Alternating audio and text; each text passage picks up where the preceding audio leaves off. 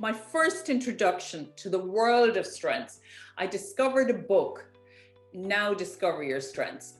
It was a total game changer in my life for me. I realized that I am naturally very deficit focused. By that, I mean that I'm much more aware, much more alert to what I'm lacking than what I naturally have. That book helped me over time, over years, to flip my thinking, change my mindset, and to become much, much more alert to where I'm strong. Like, that's so natural. That happens. Everyone, we're hardwired to Yeah. think in a deficit. I do it too. We even, those people like me, like everyone else, kind of pick holes in things because you're looking for what's wrong. Literally, we wouldn't have survived in the wild if we didn't do that. It's a survival mechanism. It's why we go into fight or flight mode. And that carries on into, I know, you've come from the education sector. We see that in our kids. We see it in our own education. I know with my own kids, if they come home, this hasn't happened, but if they come home with straight A's and 1D, you don't focus on where they get the straight A's. You're focusing on the D. Well, how can we improve where they're not so strong? How can we fix that? And so all the energy and attention goes into where they can fix something. And it's so hard to do that when it doesn't come naturally to you. And inside the education system itself, I think the most explicit example of that is we send in our 4 and 5-year-olds. I think they're all 5 going to school now. Our 5-year-olds into formal education, and they work so hard. And a red pen, the most vivid, the most eye-catching color, a red pen highlights each mistake. There could be 20 words that are perfect and that describe something so well and are spelled, and there could be 3 or 4 that could be better. And that is what is highlighted. And that really epitomizes how we live. And that's what we're talking about here. This deficit focus, this focus on where we have the potential to fail. And many of us will go through our entire lives with little, if any, awareness of where we have the potential to excel. Absolutely. And with that, it's when we start looking at strengths, what happens? Because when we're looking at weaknesses, literally, I mentioned it before, we go into fight or flight mode. So we shut down, our learning shuts down, creativity shuts down. We're literally focused on getting out alive. It's like, and because that weakness focus goes right into the workplace as well. So when you go into your annual appraisal and, your boss is saving up all of the things that you did wrong, there will be some good stuff, but there'll be some stuff that you didn't do so well. And they're really focused. People will sit down and say, well, what are you going to tell them to improve on? That's, some of the guidance that managers are given. You must give them something to improve. You must find something rather than focusing on the strengths. So we're bringing that into the workplace too. And even in that annual review, and somebody comes at you with something negative, you literally shut down, especially if you've had no notice. You don't know this is coming. It's like, it's nearly you get into defensive mode. So whatever they say, all the great things, they're just batted off. You don't even hear that. You just come out thinking, God, that was terrible. I need to improve on this. And, this isn't so good. Our creativity completely shuts down. So when we focus on strengths, something different happens. And as you and I hear every week in our work, when we're talking to employees, we hear their disappointment that they went into an appraisal and they had gone in with a bit of a bounce in their step and they were really happy with how something went, and their manager will bring up something that happened 3 months before, and believing they're doing the absolute right thing for their team member, and then focus on something they could have done better 3 months ago. I don't know what it serves. And I know from the managers we're working with, they're really, really are striving to do the right thing. But it is that mindset of we're doing the right thing by telling people where they need to improve, as in the weak areas. We don't suggest that anyone ignores their weaknesses, but shine that light on where you have the potential Yes. to And excel, it's to be brilliant. absolutely. And And that's pass it over to somebody else, the stuff you're crap at. of your rubbish at, partner with somebody. Yeah, absolutely. And I think it's when you are focused on strengths, that's when your mind actually opens up. That's when innovation happens. That's when you kind of think of new things, you come up with new solutions. When you're encouraged, when you feel, when you feel you're really good at something, and somebody has confidence in you, that just buoys you up to actually, do better. And we know that there's stats around this. So the Clifton Strengths from Gallup, the Clifton Strengths Assessment, we're both practitioners from Gallup.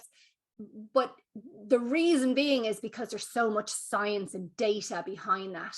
And when they're looking at millions of data points, they're looking at how focusing on strengths every day increases productivity. They're looking at how it increases profit, how it increases sales, how it increases customer experience. So this isn't just something that's like, oh, it's really nice to look at the bright side of life. This is actually founded in good commercial sense. This makes sense for people. This makes sense. We no longer need that primitive mindset that's focused on threats and weaknesses all the time. When we can actually open our mind, and things are changing so fast in today's environment, we have to be open-minded. We have to be ready for change. And if we're just trying to keep ourselves safe, it just isn't conducive to our modern workplace and really keeping ahead of the competition. I'm just thinking here of, I was recommended, it was recommended to me by a client to watch the fantastic Mr. Fox. Oh yeah. Children's movie, which I did manage to watch over the Christmas period. But there's a fantastic scene in that, and they're heading out and they need to be united. And the fantastic Mr. Fox, he gets everyone to call out what's their strength, what can they bring, and then as a team, with each of that team alert to, this is what I can do, this is what I can do. I can be exceptional. It might be exceptional in running faster, it might be exceptional in shouting, but the combination of each of them intentionally using what they see as their greatest strength made them a force to be reckoned with. Yeah. And then building on that, having that awareness of where you're strong, not only can you build on that, but having awareness then of where you're not so strong, or some of those blind spots, because you can have some strengths and they can, so, one of my strengths would be strategic.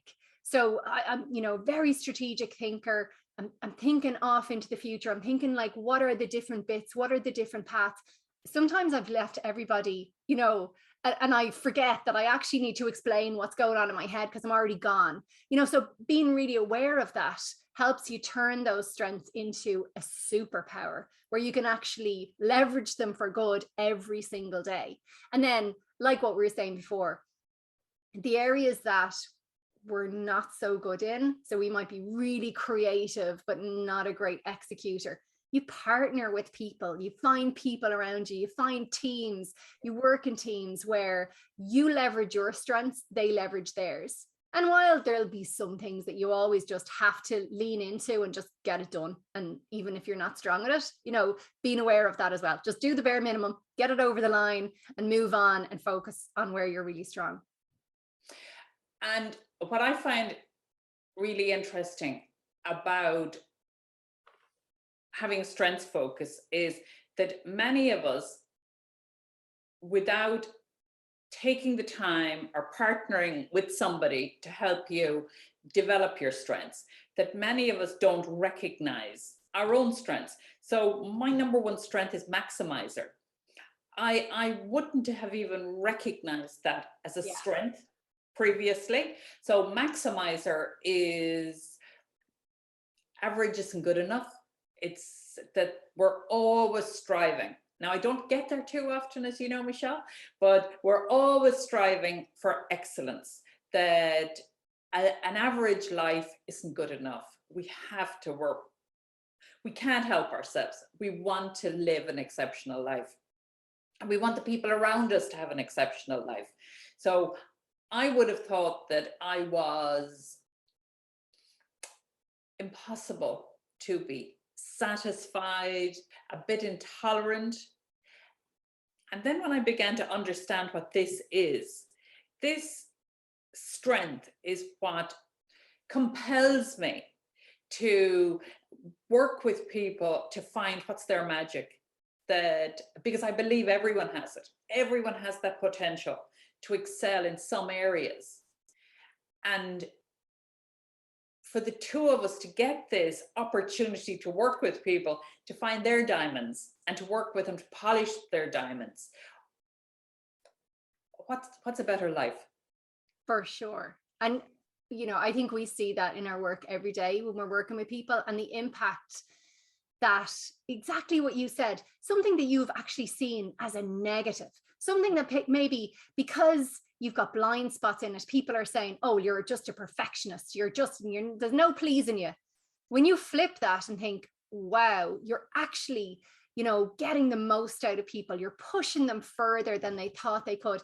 And even I know with us, right, and how we deal with our relationship, at times there's like, oh my God, it's good enough, Margaret, let's move on. And with you, you're like, no, Michelle, will you just calm down a second? We can push this further. But understanding that we're coming from a place of our strength. And when we value our strengths, it's so much easier to say, do you know what? Okay, I can see where you're going with this. I can see why there is a benefit to go further. Or in this case, there's a benefit to move on to the next thing. So, you know, that's where powerful partnerships can, you know, your strengths can come out in powerful partnerships. Yeah. I was going to say, if I worked with purely maximizers, we would spend our time never completing it, because we'll polish and polish and polish. Whereas when I work with the right partners, like you will insist upon. You'll insist upon absolutely giving that time to perfect something, but then you must move on. And that is the power of great collaborations. For sure. For sure. And I think for people to start getting, you know, into this strengths-based mindset, there's so many things that we can do, you know, but it is a journey. Like what you said, there's, you know, there's a lot that can be done. But one thing I think that people could do, there is an exercise around, you know, just starting to identify your strengths, because we don't do this, right? We're always looking at, I need to be better at this, I need to improve this.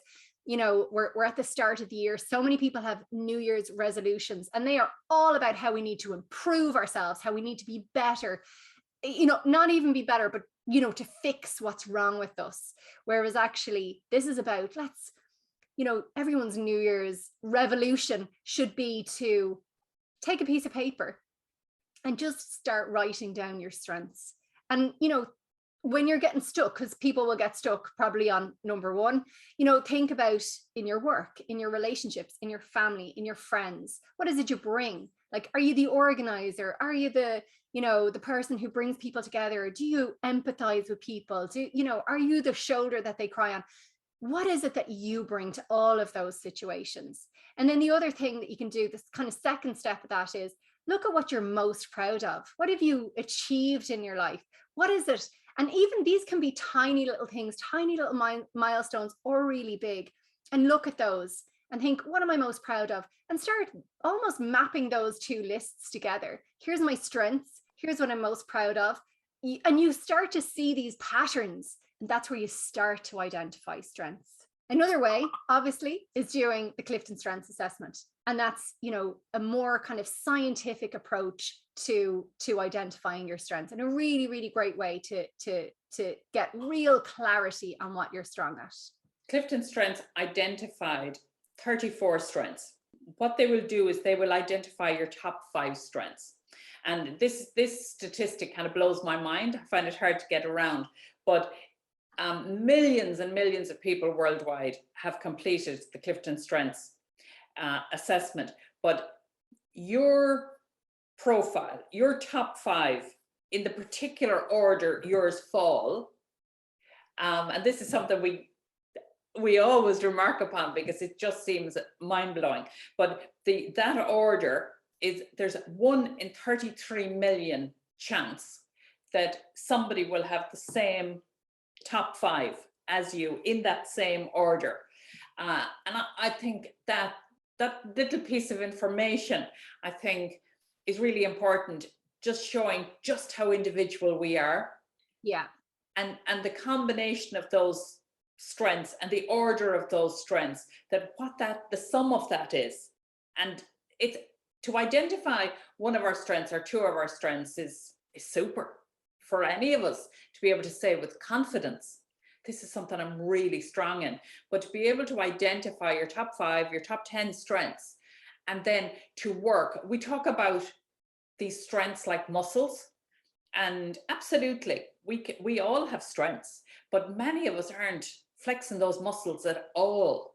And what this access to this information will allow you do is it will allow you identify what are the muscles that you must give yourself an opportunity to flex each day.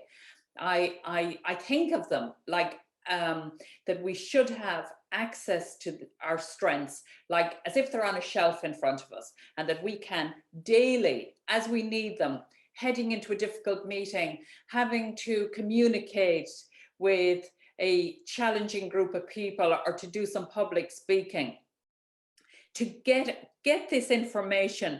What are you? Are you a one-to-one connector? Are you charismatic? Can you carry a room?